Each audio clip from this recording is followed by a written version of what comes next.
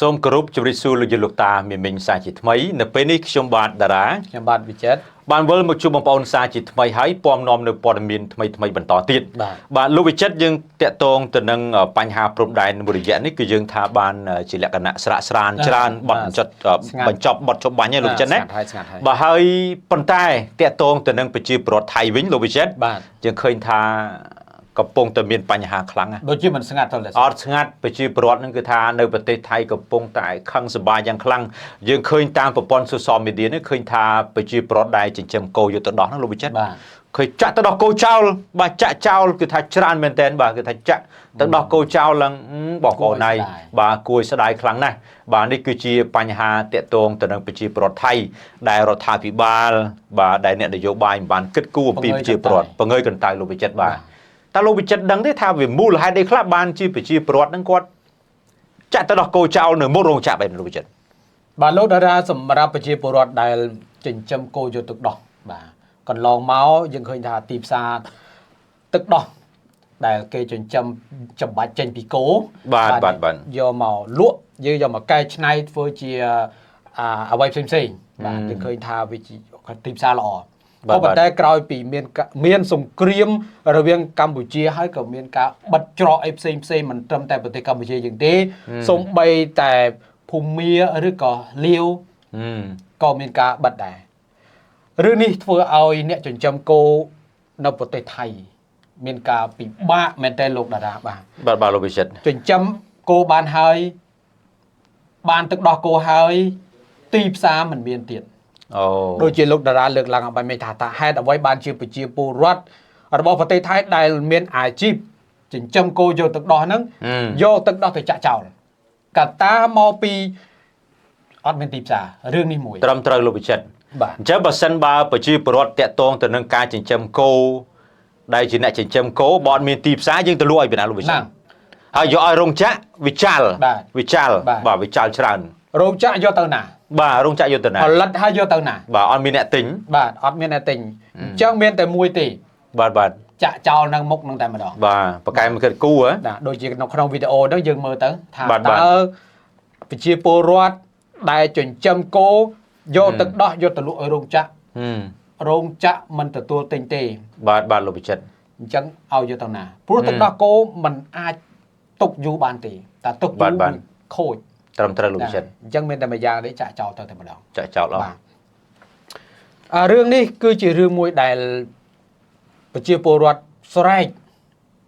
ថារដ្ឋាភិបាលឥឡូវហ្នឹងគឺដឹកនាំដោយអនុทินឆានវីរគូលជានាយករដ្ឋមន្ត្រីស្ដីទីក៏ប៉ុន្តែដូចជាគ្មាននយោបាយឬគ្មានការគិតគូរដល់អ្នកចិញ្ចឹមគោអ្នកដែលអាជីពចិញ្ចឹមគោតទៅសោះចិញ្ចឹមគោនេះយើងសំដៅយកអ្នកដែលចិញ្ចឹមគោយកទឹកដោះតែម្ដងបាទលោកវិចិត្របាទលោកវិចិត្រតាក់ទងទៅនឹងបញ្ហានេះយើងឃើញថាដោយសារតែបញ្ហានយោបាយចង់បានអំណាចបាទលោភលន់អំណាចហើយមិនបានគិតគូរអំពីការរស់នៅរបស់ប្រជាពលរដ្ឋដែលរកស៊ីការចិញ្ចឹមគោទេអញ្ចឹងលោកតារាសម្រាប់ការនយោបាយដែលលោកលើកឡើងបាញ់មិញមានប្រជាជនជាច្រើនកំពុងតែស្រែកដង្ហោចអ្នកដែលមានអាជីពចិញ្ចឹមគោបាទស្រែកថាអ្នកនយោបាយឃោសនាបោះឆ្នោតមាននយោបាយផ្សេងល្អណាស់ក៏ប៉ុន្តែនយោបាយតាក់ទងនឹងការរោគដំណោះស្រាយឲ្យអ្នកចិញ្ចឹមគោយកទឹកដោះដូចជាមិនមានតតែសោះលោកតារាបាទរឿងនេះប្រជាជនមានការងឿងឆ្ងល់ខឹងសបាខ្លាំងលោកវិចិត្រធ្វើឲ្យដោយមិនមានទីផ្សារចំត្រូវខាតចិញ្ចឹមគោមិនមែនឈប់ធ្វើស្រែដោយគោយន្តទេលោកតារាឈប់ធ្វើស្រែទុកវាចោលអត់អីទេវាអត់ស៊ីសាំងទេក៏ប៉ុន្តែការចិញ្ចឹមគោគឺមានចំណាយរាល់ថ្ងៃមិនថាថ្នាំបាទស្មៅបាទអ្នកចិញ្ចឹមឈ្នួលបាទមើលការខុសត្រូវថែរក្សាទាំងអស់បាទចំណាយរាល់ថ្ងៃបាទมันដូចអ្វីផ្សេងនេះគោនេះគឺត្រូវតែប្រយ័ត្នប្រយែងមែនតើហើយសុខភាពរបស់វាក៏សុខភាពរបស់សត្វគោនេះក៏ជារឿងសំខាន់ដែរបាទគោមិនមានសុខភាពល្អមិនមានសុខអនាម័យទេផលិតទឹកដោះគោមកក៏វាមិនល្អដែរហើយមានការប៉ះពាល់ដល់អ្នកដែលយកទៅប្រើប្រាស់ទៅទៀតបាទប៉ះពាល់សុខភាពបាទ បាទនេះជាបញ្ហាបងប្អូនប្រិមិត្តទូទាំងនិកជនបាទឡើងតែនាយករដ្ឋមន្ត្រីឡើងតែវល់បាទរឿងនយោបាយมันបានគិតគូរអំពីការរស់នៅរបស់ប្រជាពលរដ្ឋបាទដូចជាការចិញ្ចឹមគោនោះដោយឃើញជាការចាក់ទៅដោះគោចោលនៅមុខរោងចក្រអីជាដើមនោះគឺថាប្រជាពលរដ្ឋខឹងសម្បាណាបាទឡើងតែរឿងគិតតែរឿងខ្លួនឯងបាទមិនគិតអំពីការរស់នៅរបស់ប្រជាពលរដ្ឋនេះគឺជាផលប៉ះពាល់ខ្លាំងមែនទែនលោកវិចិត្រណាបាទ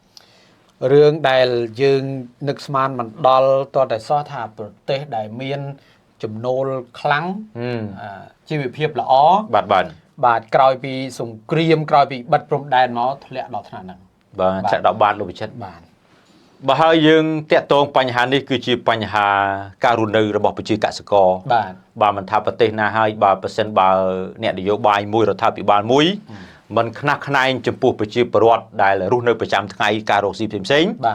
បាទគឺផលវិបាកខ្លាំងហើយតាំងពីយើងបិទព្រំដែនជាមួយមកបាទគឺបញ្ហាខ្លាំងលោកវិចិត្របាទប្រជាពលរដ្ឋដែលមានអាជីពចិញ្ចឹមគោគឺផ្ដោតខ្លាំងទៅលើការចំណេញបាទក្រោយការលក់ទឹកដោះគោក៏ប៉ុន្តែបើសិនជា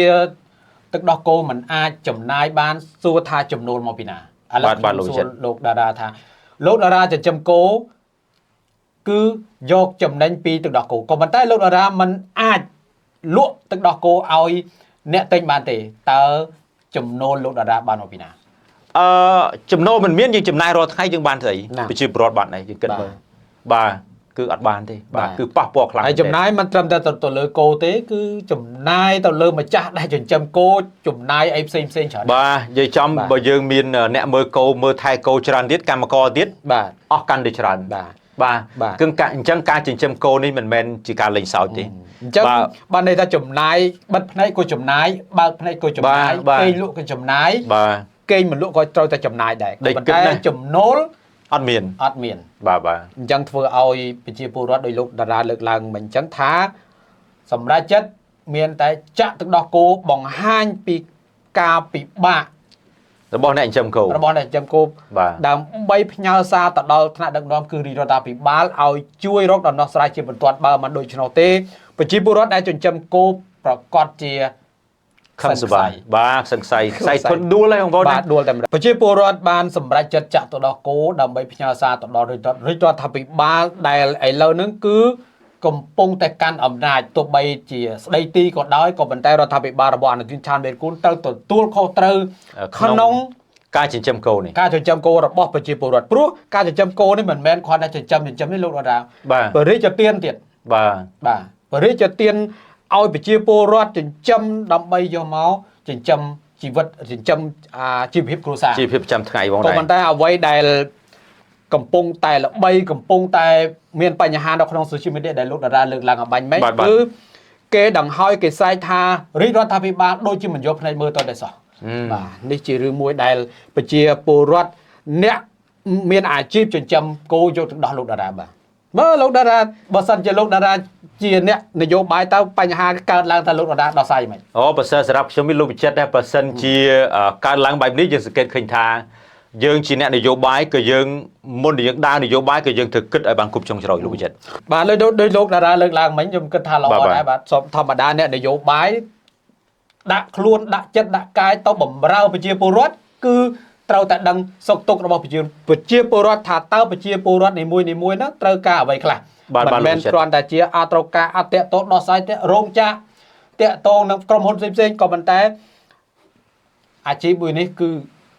អាយុជីវិតថៃគេហៅថាម៉ៃលាវឡែដូចជាមិនមើលទៅតែសោះបាទសូមអរគុណណាស់លោកវិចិត្រតេតងទៅនឹងការបកស្រាយយ៉ាងក្បោះក្បាយតេតងទៅនឹងប្រជាពលរដ្ឋប្រទេសថៃដែលគាត់បានធ្វើការចាក់ទៅដោះគោមុខរោងចក្រផ្ទាល់ដើម្បីឲ្យរដ្ឋាភិបាលលោកអនុទានឆានវរៈគុលក៏លេចមើលតើមូលហេតុអីបានធ្វើបែបហ្នឹងហើយយើងខ្ញុំនឹងមានអ្វីអាប់ដេតថ្មីជូនប្រិមិត្តទស្សនាបន្តទៀតយើងខ្ញុំនឹងធ្វើការផ្សាយជូនបងប្អូនប្រិមិត្តទាំងនេះយើងខ្ញុំតែពីរនាក់ក៏សូមអរគុណនិងសូមជម្រាបលាបាទ